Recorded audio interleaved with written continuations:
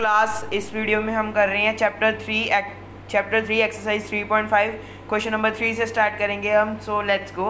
आज हम शुरू कर रहे हैं क्वेश्चन नंबर 6।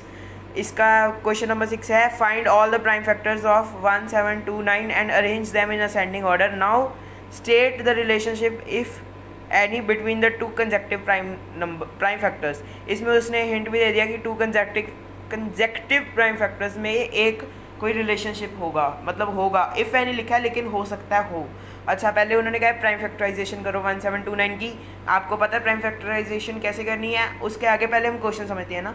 उसके आगे उसने लिखा कि असेंडिंग ऑर्डर में उसे लिखना है। असेंडिंग ऑर्डर का मतलब होता है छोटे नंबर से बड़े नंबर तक जाना, मतलब जैसे 1, 2 फिर 3 ऐसे जाना है, ना कि 3, 2, 1 ऐसे जाना है। ठीक है, अब हम इसका सोल्यूशन देखते हैं। ये है इसका सोल्यूशन 1, 7, 2, 9। ये नंबर 7 से डिविजिबल है, फिर उसका आंसर आता है 247। वो 13 से डिविजिबल है, 19 आता है। तो हमें पहले इसमें लिखना है असेंडिंग ऑर्डर। ये असेंडिंग ऑर्डर में लिख दिया। और इसका डिफरेंस क्या है, मैंने पहले ही हिंट दिया था कि कंसेक्टिव प्राइम फैक्टर्स में वो होगा, कोई रिलेशनशिप होगा। तो इसमें रिलेशनशिप है जब हम इसमें 6 ऐड करते हैं 7 में, तो क्या आता है? येस यू आर राइट, 13 आता है। तो फिर जब हम 13 में 6 ऐड करेंगे वो क्या आएगा? Yes you are again right, 19 आता है। तो यही इसका रिलेशनशिप है। तो हम इसमें लाइन लिखेंगे there is difference of 6 between the two consecutive prime factors. Okay, और ये क्वेश्चन बहुत इंपॉर्टेंट है, ये पेपर में बहुत बार आ जाता है, 2-3 मार्क्स के लिए, 2 मार्क्स के लिए ज़्यादातर। और ये इसकी प्रैक्टिस कम से कम 5 टाइम्स ज़रूर कर लेना, क्योंकि ये 1, 7, 2, 9 है।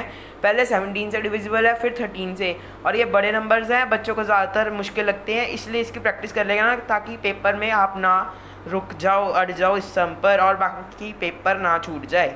ठीक है, तो मेरी बात मान के प्लीज़ इसकी प्रैक्टिस ज़रूर कर लेना।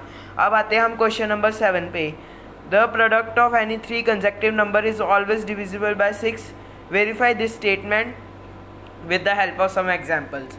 उसने बोला कि एक सेकेंड पहले क्वेश्चन समझते हैं। उसने बोला कि product of 3 consecutive numbers. Consecutive numbers क्या होते हैं? जैसे पहले एक सेकेंड, जैसे पहले आ गया 4, फिर 5, फिर 6, ये कंसेक्टिव है, मतलब एक के बाद एक। और उसने बोला 3 कंसेक्टिव नंबर्स, मतलब कम से कम 3 लेने हैं। ठीक है, कम से कम 3 लेके कोई भी नंबर्स, उसका वो नंबर्स जब हम टाइम मल्टीप्लाई करेंगे, उनका प्रोडक्ट का मतलब होता है मल्टीप्लाई करेंगे, तो वो 6 से डिविजिबल होना चाहिए। तो हम इसमें क्या ले सकते हैं? गैस।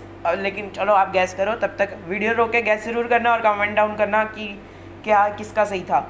पहले नंबर आता है, जैसे कि आ गया 4, 5, 6। 4 को 5 से किया 20 टाइम्स 20 मल्टीप्लाई बाय 6 इज़ 120 6 से डिविजिबल होता है, चाहे आप करके भी देख लीजिए। और सेकंड एग्जांपल मैंने लिखी है 7, 8, 9। 7 को 8 से किया 42 होता है, 42 को 9 से किया 504 आता है, चाहे आप करके देख लीजिए। और ये 6 से डिविजिबल है, ये मैंने रफवर्क आपको करके दिखा दिया। 504 को डिविजिबल बाय 6 48, फिर डिवाइड किया तो कोई रिमाइंडर नहीं बचा, मतलब ये फुली डिविजिबल है। तो ये 2 नंबर्स हैं जो आप लिख सकते हैं। उसके बाद आता है question number 8।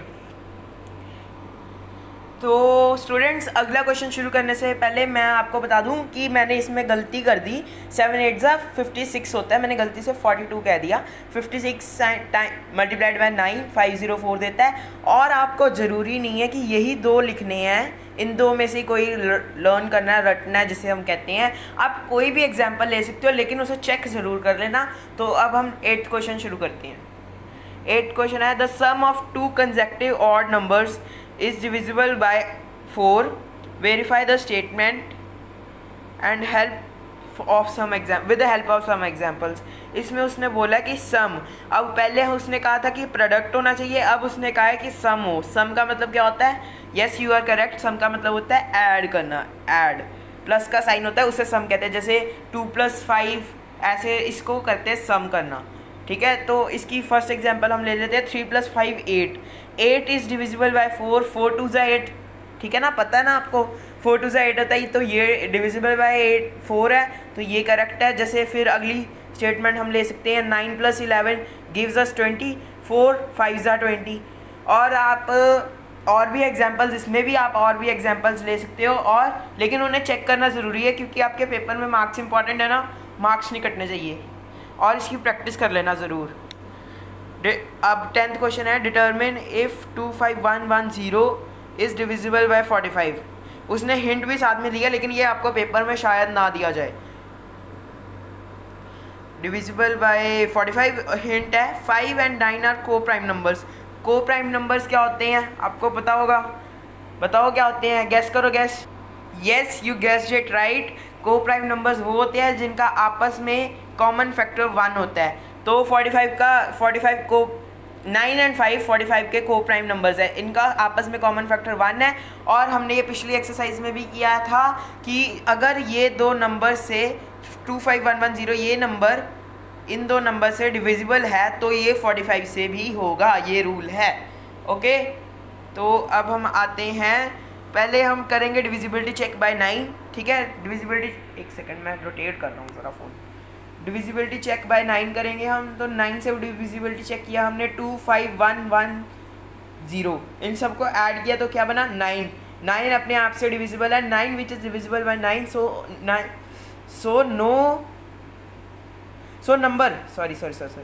So number is also divisible bye 9। मतलब 9 जो है अपने आप से डिविजिबल है, ये हमको पता है, 9 1 9। ठीक है, तो नंबर भी है, ये जो नंबर है 25110 ये भी 9 से डिविजिबल है। अब हम करेंगे 5 से divisibility check by 5। As we know 0 at its one place, so जैसे हमें पता है, आपको मैं एक्सप्लेन कर रहा हूँ, जैसे हमें पता है कि 25110 की वंस प्लेस पे 0 है, सो ये 5 से डिविजिबल होगा। आपको डिविजिबिलिटी रूल्स पता होने चाहिए और ये इंपॉर्टेंट है, अगर नहीं पता तो लर्न कर लीजिए, जिनको पता है उनके लिए वेरी गुड। तो हमें पता है कि अब जैसे ये डिविजिबल हैं 9 और 5 से, so these are divisible by 45 also, answer. ठीक है, अब हम करेंगे, तो अब हम क्वेश्चन नंबर 11 शुरू कर रहे हैं। इसमें एक क्वेश्चन का क्या दिया है पहले वो पढ़ लेते हैं। 18 is divisible by both 2 and 3 and it is also divisible by 6। Similarly a number is divisible by 4 and 6। Can we say a number must be divisible by 4 multiplied by 6 24। If not give a example of the question, example to justify your answer. ठीक है, तो इसमें वो कह रहा है कि 2 और 3 से 18 डिविजिबल है, तो वो क्या 6 से भी डिविजिबल है, क्योंकि 2 और 3 को प्राइम नंबर्स हैं। तो वो कह रहा है कि अगर हम कोई नंबर लें जो 4 और 6 से डिविजिबल हो तो क्या वो 24 से भी डिविजिबल होगा। उसका आंसर साफ नहीं है, क्योंकि 4 और 6 को प्राइम नहीं है। अब आंसर पे ये आंसर है, देखो यहीं पे भी ये लिखा है कि ये पॉसिबल नहीं है, क्योंकि 4 और 6 को प्राइम नहीं है, इनका कॉमन फैक्टर 1 नहीं है, इनका कॉमन फैक्टर 2 है। ठीक है, और अगर एग्जाम्पल के लिए, उनको बताने के लिए एग्जाम्पल हम लेते हैं कि इसकी एग्जाम्पल है नंबर 12। 4 3 12 होता है और 6 2 12 होता है। ठीक है, तो हम बोथ इन दोनों से डिविजिबल है, तो लेकिन ये 24 से डिविजिबल नहीं है। इसका यही रीज़न है जो मैंने ऊपर बताया आपको, ये वाला, कि ये दोनों को प्राइम नहीं है। ठीक है, तो अब हम आते हैं क्वेश्चन नंबर 12 पे। क्वेश्चन नंबर 12 कहते हैं, I am the smallest number having 4 different prime factors, can you find me.